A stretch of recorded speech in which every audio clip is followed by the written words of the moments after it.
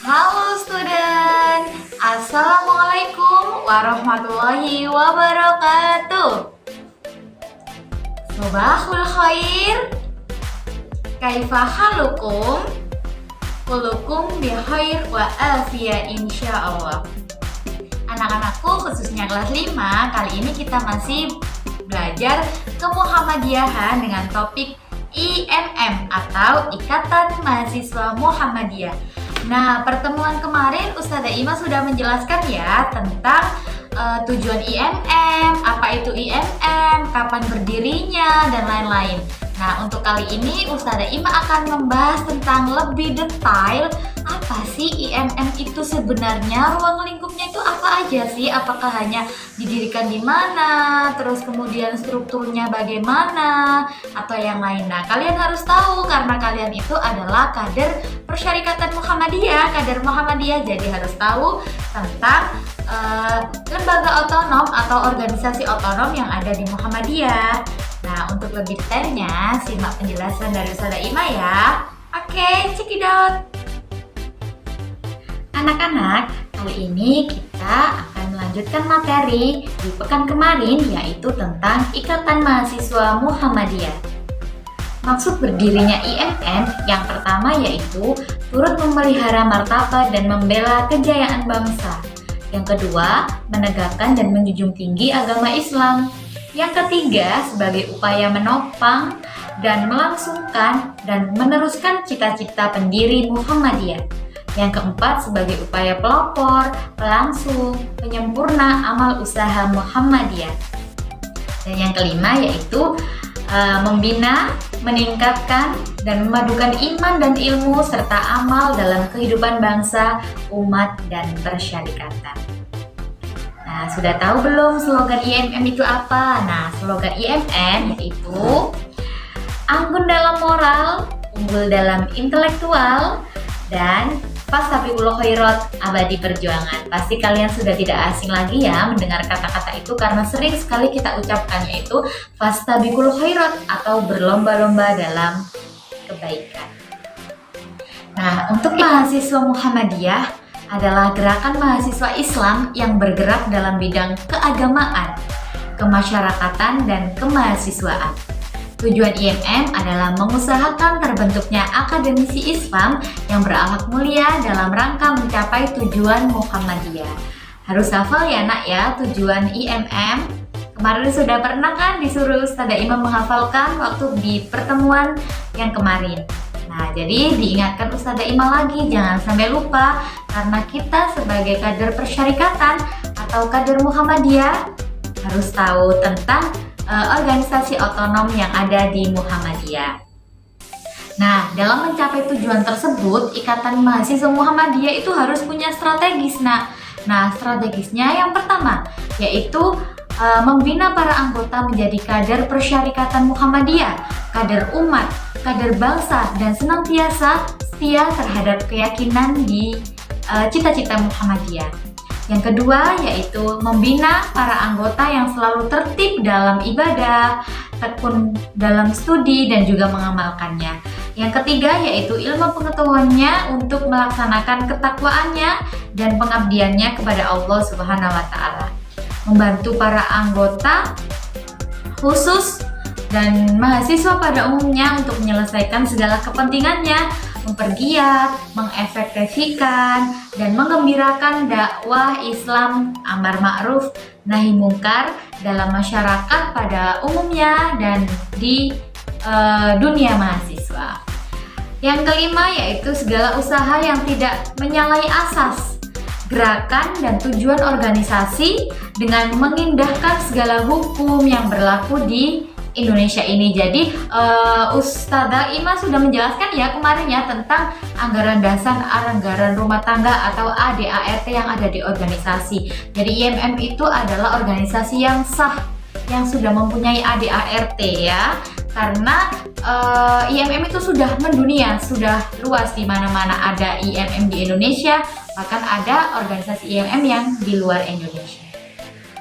Ikatan Mahasiswa Muhammadiyah atau biasa disingkat dengan IMM adalah gerakan mahasiswa Islam yang berakidah Islam bersumber dari Al-Quran dan juga As-Sunnah. Nah, IMM ini didirikan pada tanggal 29 Syawal pada tahun 1384 Hijriah yang bertepatan pada tanggal 14 Maret 1964. Harus hafal ya nak, dan harus diingat ya. Ini Ustazah Ima sekilas untuk mengulang materi yang kemarin. Jadi ada beberapa yang sudah Ustazah Ima jelaskan di pertemuan kemarin, dan sekarang Ustazah Ima sedikit mengingatkan anak-anak supaya tidak lupa. Nah, ini adalah logo IMM. Nah, ya, kemarin sudah dijelaskan ya sama Ustazah Ima, dan di sini sudah dituliskan Ustazah Ima tentang makna-maknanya. Bisa dibaca ya nak ya, dan juga diingat-ingat. Jangan hanya dilihat saja, tapi juga diingat-ingat, difahami ya. Nah, ini kalau dalam bentuknya, kita lihat dari bentuknya itu kan ada perisai pena yang berarti lambang orang yang menuntut ilmu, atau berlapis 3 maknanya. Nah, itu ada Islam, iman, ihsan atau iman, ilmu dan amal. Terus berwarna, itu kan ada warna hitam, kuning, merah, hijau dan juga putih. Nah, itu banyak sekali artinya ya. Anak-anak harus tahu makna-maknanya.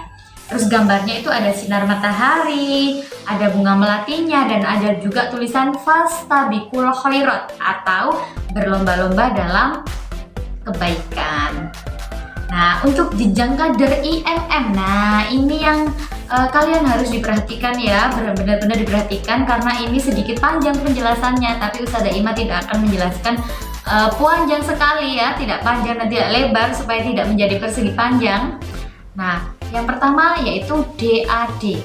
DAD ini adalah perkaderan utama, Darul Arkom Dasar. Nah, ini Ustazah Ima di slide-nya sengaja tidak dikasih tulisan banyak supaya anak-anak nanti bisa mencatat di rumah, bisa diingat-ingat ya, biar tidak mengandalkan oh nggak nonton videonya nanti screenshot aja. Nah, nggak boleh seperti itu nak.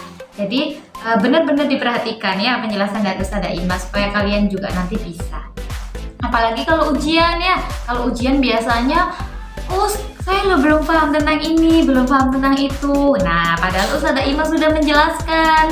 Nah, supaya kalian tidak terlewat dari penjelasan Ustazah Ima, boleh dicatat di buku kalian masing-masing. DAD ini kepanjangan dari Darul Arkom Dasar, perkaderan utama. Ya, kalau kita nanti di mahasiswa ya, mungkin kalian sekarang belum pernah ikut DAD karena kalian masih di jenjang pelajar. Nanti kalau di mahasiswa atau di IMM nanti pasti mengikuti langkah yang pertama yaitu DAD. Setelah DAD nanti ada jenjang tingkatannya lagi yaitu DAM, Darul Arkom Madya, itu di atasnya DAD. Jadi kadernya lebih madya lagi, lebih besar lagi, dan ilmunya lebih tinggi lagi, pengetahuannya lebih luas lagi. Kemudian yang paling tinggi yaitu DAP atau Darul Arkom Paripurna. Nah, itu tingkatannya paling tinggi sekali ya. Kalau mengikuti DAP itu harus sudah selesai DAD dulu, DAM dulu, baru ikut DAP. Nah, selain itu ada perkaderan khusus yaitu instruktur. Jadi ada instruktur kalau di IMM itu. Pasti kalian masih bingung ya karena belum pernah mengikuti agenda atau kegiatan IMM. Nah, supaya kalian nanti di dunia mahasiswa ketika sudah besar tidak kaget, kalian harus tahu dari sekarang dulu, jadi nanti tinggal menerapkan. Jadi ada yang namanya LID atau latihan instruktur dasar. Kemudian ada LIM, latihan instruktur madya. Kemudian ada LIP, yaitu latihan instruktur paripurna.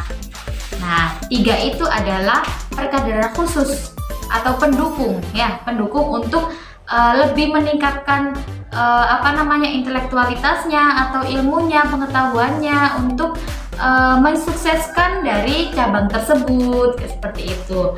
Nah, Ustazah Ima untuk yang di jenjang kader IMM ini tidak akan menjelaskan lebih panjang lagi, takutnya anak-anak nanti semakin bingung. Jadi sebatas pengetahuan aja, anak-anak bisa mencatat ya. Untuk jenjang kadernya itu ada kader utama dan juga ada kader pendukung. Kalau kader utama itu ada DAD, DAM, dan DAP. Terus kader pendukung ada LID, LIM, dan LIP. Nah, seperti itu. Itu bisa dicatat sebagai pengetahuan kalian aja ya, Nak ya. Nanti kalau kalian sudah ada di dunia mahasiswa, pasti kalian paham, oh ini toh yang dimaksud Ustazah Ima dulu itu seperti ini toh. Nah, kayak gitu. Jadi kalian tahu. Nah, terus struktur organisasi. Jadi ada yang namanya pimpinan komisariat, ada pimpinan cabang, ada pimpinan daerah, dan juga ada pimpinan pusat. Ini Ustazah Ima juga sengaja nggak ngasih kata-kata kalau komisariat itu di mana, kalau cabang di mana, kalau daerah di mana, pusat di mana, supaya kalian lebih memperhatikannya. Jadi bisa ditulis ya, Nak ya.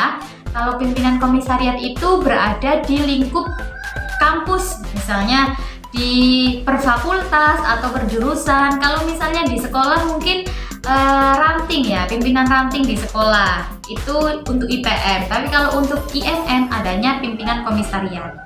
Kalau yang kedua yaitu pimpinan cabang. Pimpinan cabang itu lingkupnya lingkup kota ya, beda dengan IPM. Kalau IPM pimpinan cabang itu ada di kecamatan, kalau di kota namanya pimpinan daerah. Nah, kebalik beda lagi dengan IMM. Kalau IMM, kalau pimpinan cabang itu ada di lingkup kota atau kabupaten. Misalnya Gresik ya, cabang Gresik kayak gitu, nggak ada daerah Gresik. Nah, kalau untuk daerah di IMM ini yaitu tingkatnya Jawa Timur, Jawa Tengah atau provinsi ya. Jadi pimpinan daerah Jawa Timur. Nah, adanya seperti itu. Kalau IPM, kalau pimpinan daerah itu berada di lingkup kota atau kabupaten. Tapi kalau di IMM itu kalau pimpinan daerah lingkupnya di tingkat provinsi. Jadi anak-anak harus bisa membedakan ya. Terus kemudian yaitu pimpinan pusat. Nah, pimpinan pusat ini tertinggi ya, paling tinggi atau biasanya disingkat dengan DPP atau Dewan Pimpinan Pusat. Nah, seperti itu. Jadi ada singkatannya, biasanya PK, Pimpinan Komisariat, PC, Pimpinan Cabang, DPD atau Dewan Pimpinan Daerah, DPP atau Dewan Pimpinan Pusat. Nah, seperti itu. Jadi beda dengan IPM ya, harus bisa membedakan. Kalau cabang, kalau di IMM adanya di tingkat kota atau kabupaten. Kalau di IPM, kalau cabang adanya di tingkat kecamatan. Nah, contoh-contoh kecil seperti itu anak-anak harus bisa membedakan ya, supaya tidak keliru seperti itu. Kalau kalian nggak keliru berarti tandanya memperhatikan penjelasannya dari Ustazah Ima. Oke, nah cukup ya penjelasan dari Ustazah Ima. See you next video.